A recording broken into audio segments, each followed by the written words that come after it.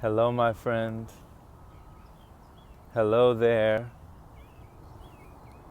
Greetings to you on the path. Let's take a second to look at this sky. Oh my goodness. It looks painted, right? It's crazy. The camera does not do it justice. It looks wonderful out here. Not cold, not hot, just the weather is just right. Took a brisk walk this morning and came out here to the park. The birds are chirping, singing. The trees are waving at us. Hey there. And nature is just doing what it does best. Asking for nothing in return and just giving, giving, giving. Love it, love it. Oh man. So, message for you today, my friend. Message. Failure on the journey. Had a message come through today from a good friend who messaged me on Facebook saying that she fell into a bout last night, which I'll get into a second. We actually had a synchronicity. But she fell into a bout of emotional eating and other habits that she thought she had overcome. She thought she had already overcome certain things like emotional eating. The spiritual ego, she said, creeped up on her, creeped up like the Pink Panther. Dun-dun, dun-dun, dun-dun, dun-dun, dun-dun, dun-dun, dun-dun, dun-dun. And it creeped up on her, and it got her. But you know what? I have news for you, my friend. Failure is a part of the process. It's a part of the process because I had to tell her, ironically, the same thing happened to me last night. I don't know what it was, right? I don't know if it was, you could blame it on whatever you want to, the moon cycles, the whatever, retrogrades, or what, I don't know. All the things that you could blame it on, but I'm not gonna play the blame game. I understand that, there are certain programs in place and certain things that I just put up a podcast about this as well. To change the fruit, we have to change the root. So that's just an indicator, it's just an indicator that there are still things at the root level that have to be uprooted. There are still weeds that are growing in the garden of our mind that have not been fully uprooted. We've just clipped them, right?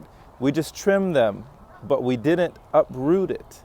It has to be uprooted for that true change to take place, to really cultivate the garden. So the mind is a garden. Our thoughts are the seeds. We can grow flowers or we can grow weeds, right? So to change the fruit, we must change the root. Now, to whom much is given, much is tested. I'm sure you've heard that before. To whom much is given, much is tested. Much is required, right? And we know the Hermetic principle, the principle of rhythm, that balance tips the scales all the way one way, all the way over this way. So what comes back goes forth. What goes forth comes back. What goes up comes down. So we all have different triggers. Some people emotionally eat whenever bad things happen in their life. When tragedy strikes, they start to emotionally eat.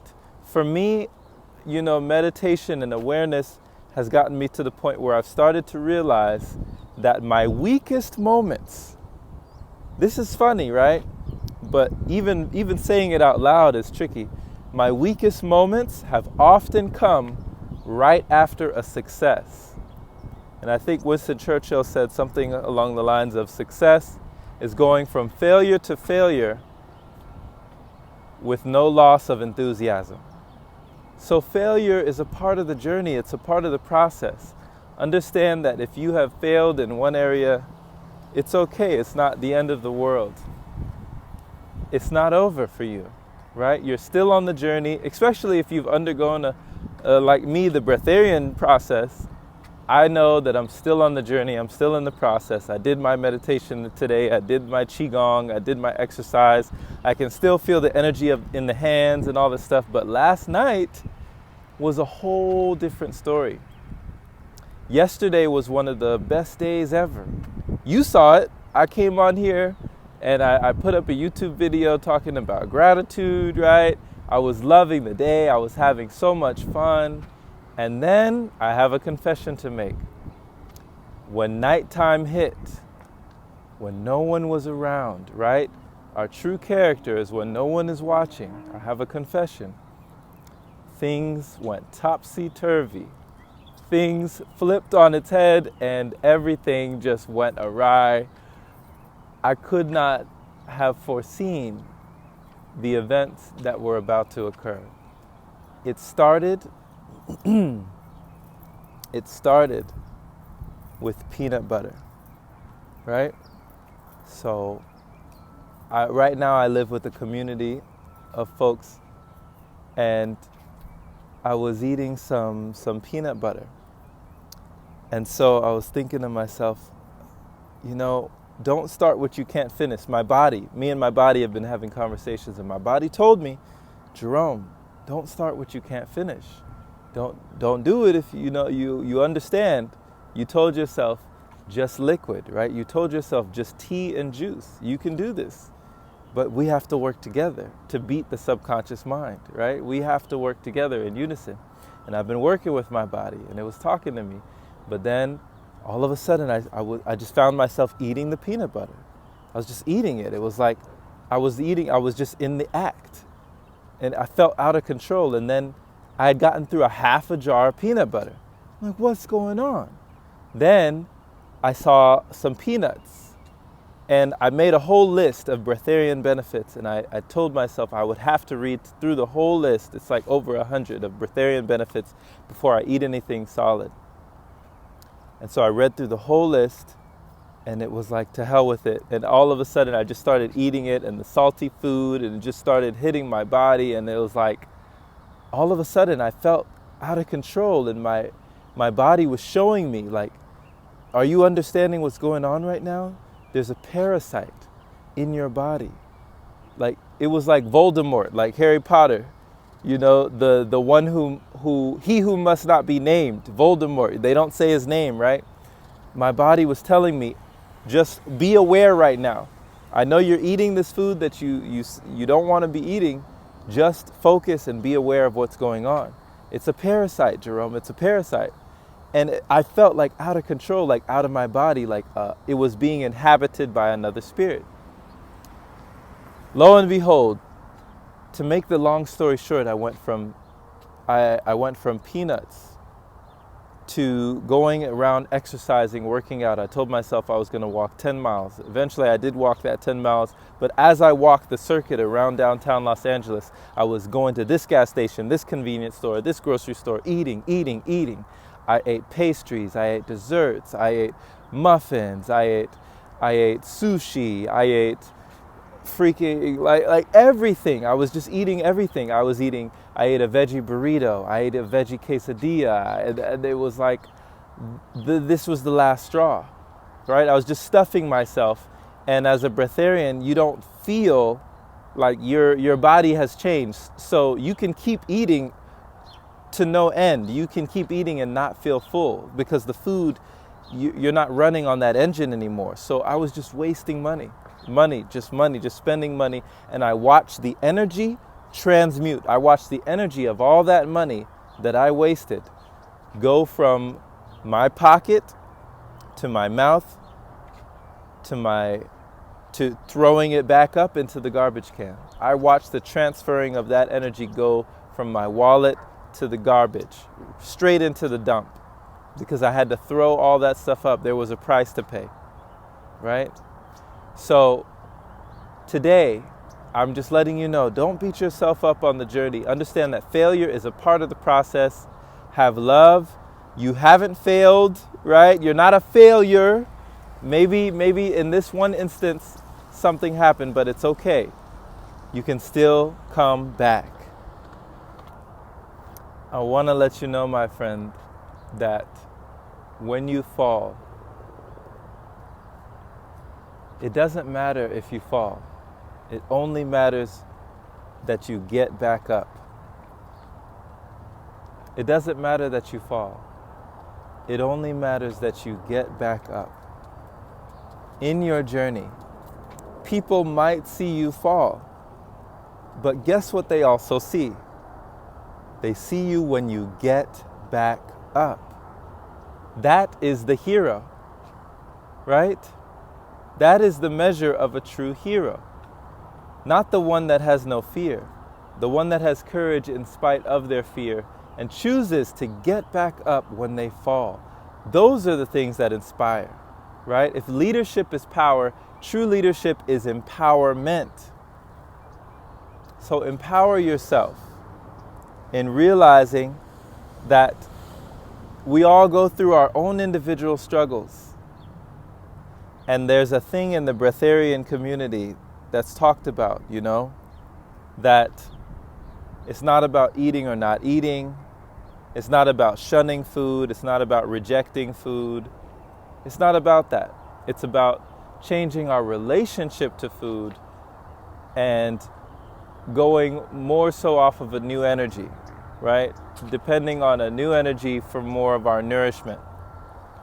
But there is such a thing that I believe that, hey, hey, how's it going? Good. How are you? Doing well. Beautiful dog. Oh, you too. There is a thing on the journey where, we have ups and downs, right? Just like the tide, it flows in and out. There's ebbs and flows. But being kind to ourselves, I think it will take us farther. On a certain level, I had to go through what I went through last night. The buying the food, the wasting the money, the eating, the gorging myself, the purging of the food, right? The watching the food be dispersed and purged and just dumped, right? Watching my investment, my poor investment, go down the toilet or go down the trash can, literally, right? I had to go through that. That's only going to make my journey even more epic. And also, it's going to be, I pray, a message for the next person to let them know that you are not alone. You are not alone. I was sick to my stomach, but I purged it. I got it all out. I feel a whole lot better now, but I know that I did pay a price for that. There's cause and effect, but it's to understand. The positive thing that I can get out of it is the learning, the self-education that I can take with me. Remember this feeling. Remember this experience. Understand how you feel in this moment and remember. Because I was sitting down, I was eating this quesadilla, and I looked at myself in the mirror, and I said to myself, why? Why are you doing this? Like, you've already had 2 things of sushi, all these pastries, all this stuff that you told your body, you made a promise to your body that you wouldn't do this, and now you're going back on all of the things that you said, right? Just lowering your standards all the way down, breaking all of your promises, because my trigger is, like I said, when good things happen, it's like I want to celebrate with food or something. Food just pops into my mind as a form of celebration, right? That's a trigger for me. I understand that now, so I can catch it now. When things are going well, that's when I can be aware. That's when I need to fight harder. So I looked at myself in the mirror and I said, this is pointless. Why are you doing this? Why are you doing this to yourself? Like, why are you hurting yourself like this? And I couldn't answer that question. I didn't know why. I had no idea. And so in that moment, I realized the sabotage, the self-destruction. And I understood that it was up to me to do something about it. It was up to me. If it will be, it's up to me. Right? So here are some mantras for you. One mantra I got from Fred Bloomingberg. If it will be, it's up to me. It happens to me because of me. This is an accountability mantra. Everything happens to us because of us. So accountability. We can't blame any other circumstances. It happens to me because of me, right? I understand that my actions, whether from things in the past, have invited spirits or parasites into my body that have cravings. And there are urges that I get to satisfy these cravings that take over in these times of weakness. But it's up to me to be aware during these times to change the pattern and to fast enough to get myself to the point where these parasites, through my exercising, they will be exorcised, right? I will have an exorcism of these parasites to get rid of them, to get them out of my life. You may have parasites in your body that you are unaware of, causing emotional eating, emotional hunger, any number of things that you are unaware of, right? Happening at the subconscious level, this programming. So I pray that you are receiving a message, Another mantra that you can use, another affirmation, in times of struggle, is all is well. All is well. Out of the situation, only good can come, and I am safe. All is well. Out of the situation, only good can come, and I am safe. All is well. Out of the situation, only good can come, and I am safe. All is well. Out of the situation, only good can come, and I am safe. Say that over and over and over again. I said that over 100 times, right? And you will believe in the things that you're saying. You say something enough, you'll believe it. And when you speak it, believe it, achieve it, you will receive it. So my mind actually gave me an affirmation last night, and my body. Me and my body have been having many conversations, and so it was really working with me. And so I'm so proud of my body. I'm so proud of it because it's really had my back in more ways than one. And so I hope that you develop a relationship with your body where, I'm just realizing it's never wrong. It's never steering me in the wrong direction. Every bit of advice that is given me has turned out to be to my benefit. So all I have to do is listen. Listen to the voice inside. Listen to the voice within, my friend. You have it within you.